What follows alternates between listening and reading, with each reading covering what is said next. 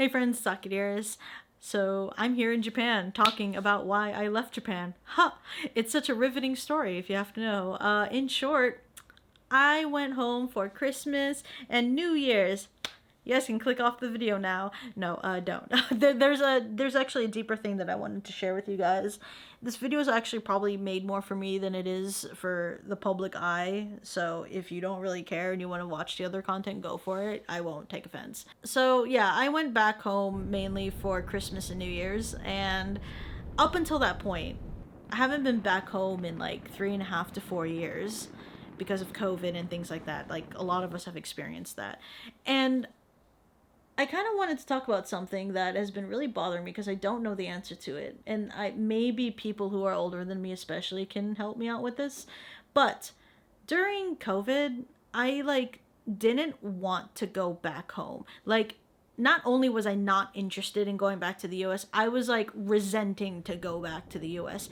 Don't know why. It had nothing to do with politics. It had nothing to do with the people. It had nothing to do with any trauma that I might have gone through while I was in the US. I just didn't want to go back.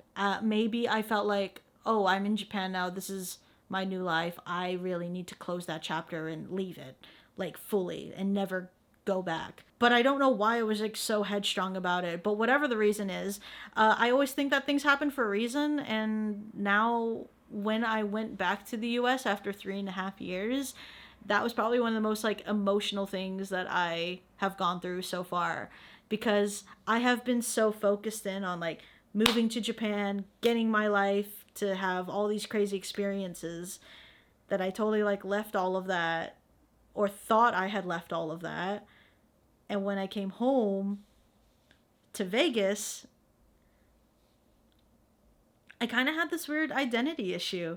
This is going to make me sound really fucking crazy, but just bear with me. There was almost two sides of me that were like pulling at each other. There was Aki and there was Agnes, which I think like most people know that that's my real name. The reason I don't really talk about like my real name or like Agnes is just because the only people that call me that are like the OGs, if I have to say, the people who like know me know me. I've had Aki as a nickname since I was like 13. That's a really long story. I'm not going to get into it.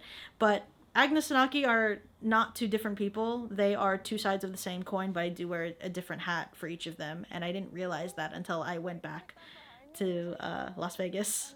And while I was there, Agnes was really tugging at me to stay. Like all the and Aki was still like resenting, being like, no, don't go back. Like you have shit to do. You have to go back to Japan. You have a life there now. Why would you want to go back? And Agnes was like, no, come back, please. And she was being so loud. Like I needed to like console with my best friends that actually know me and being like, dude, Agnes does not shut the fuck up, talk to me. And so they kind of like walked me through it, just being like, oh, you're just being sentimental and it's nostalgic and your life is here and you've realized that this is your home. I don't really know the message that I'm even trying to make in this video right now. I'm just sharing a very raw experience that I had, which was that I completely forgot that the US was my home. Like, and I don't know how that happened in such a short amount of time. Maybe it's because of all the shit that I did in such a short amount of time that I was in Japan, but I essentially completely forgot that the US was my home. Me and my friends, we actually visited our old high school together and saw like our old Japanese teacher. That was really emotional because seeing her, see how we've grown up and stuff, because I haven't been back at the high school for like 10 years. I don't know, just this whole big shift has just been so crazy. And I guess I just got in touch with my roots. And I think the reason I was crying was because it's almost like a release. Like I have realized that this is my home. And the moment that I've realized that is knowing that it's gone. Well, gone. I can always come back, right? I don't know. It was like such a roller coaster of emotions. There was a lot of things that I didn't realize that I took for granted until I was gone.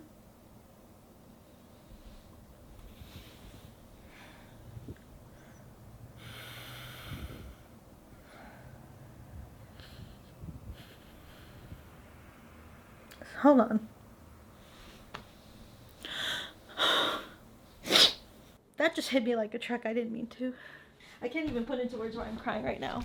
Oh, I always think that things happen for a reason, and I think me being back home at a time where not only the borders for Japan open up and it's Christmas and New Year's and it's supposed to be like new and refreshing, I also was able to go back home knowing that this is the last month of my 20s. I'm going to be 30 on February 16th. Hi, make a memo of that. Don't get me wrong, I am so happy to turn 30 because just at late 29 you realize how much of a fuck you don't give anymore of what people think, what people say. You actually worry about real shit. Like all the things that happened in my 20s that I loved or hated or whatever refined the 30s. And all the things that I thought was like the end of the world, that I was catastrophizing, ended up meaning this much to my life. Some made a big impact, some not so much. Anyways, yeah. Yeah, I guess I just had my moment going through that thing we all do in life where you realize that you have moved on to a new chapter of your life. And I didn't realize how much that meant until I went back. I didn't feel me leaving home when I left the US. I was too set on of being in Japan that I was so quick on doing it that I didn't look back. But now that I have gone back, I realize like, okay, wait, I need to acknowledge that this is me, whether I like it or not. These are my roots. I can't forget about it. And it's always going to be there. It just really was weird how when you go back to a childhood home and a lot of the things that are the same are still there, but all the little changes that happened, it kind of makes you realize like, wow, life moved on without me. And I was venting to Joey about that, and he kind of was just like, yeah, no, that's a completely normal feeling. And even though life has moved on without you, you've also moved on drastically in life without home. So I did not make this video to share some amazing message about your life and how you want to live it. I am literally like in the midst of the page finally turning. I think this whole video is just like seeing some bitch going through life and learning how to grow up. That's literally all it is. Look, okay, I'll try to give some advice from one person turning 30 to someone that's younger, all right? Your 20s are literally going to be some of the most stressful periods of your life because you're just coming out of school. You have to expect to get your career and your job set on, and there's all this pressure to become an adult where you probably don't even know how the rules of being an adult works. And yeah, you're going to make a lot of freaking mistakes, whether socially, whether in your work, whether in school. And I'm going to tell you, it's all going to be okay, because it is all just refining your 30s. And making mistakes is not only normal, it is inevitable, and it is expected. If you are going to be a perfect person, there's something wrong with you. You're not human. And I feel the internet just gives like no room for people to just be human, even if it's huge mistakes. Sometimes I see a controversy online that I personally think is blown out of proportion. Is this really the end of the world? Is this person actually like Satan incarnate, or is this just like another human being that made a stupid mistake? And are you any different from this person? Like, if I unlocked your life on the internet, I'm pretty sure I could flip through and pick out something like fucked up that you did. I always think about that when I see controversies that get a little like too much over exaggeration. Some are worth it, but then there's a lot, and I mean like a lot, where we are a little too dramatic.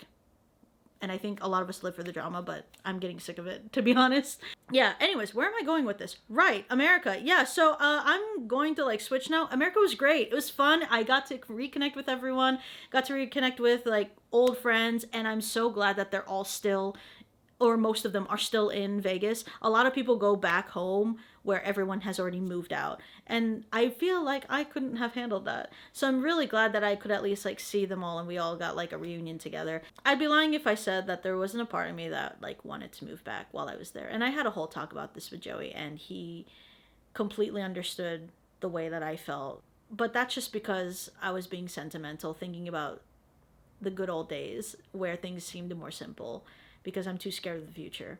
But all I can say is Agnes essentially is my roots. It built me to the person I am today, and I can't forget that. And Aki is the person that is building my future and who is doing all of these really cool things that are adventurous and awesome. And for some reason, I have always separated the two. They are two sides of the same coin. No matter how I word that, though, I feel like some people are gonna be like, okay, psycho, go to a fucking, like, asylum, if you will. But take it, like, more metaphorical than literally. Sorry for the late uploads, guys. Now you know that all that time was basically just me reminiscing on home, and I'm jet lagged. But I'm gonna get back into work and work on future videos. But I appreciate you guys for watching, and I'll see you in those future videos. And Happy New Year, everybody! Bye!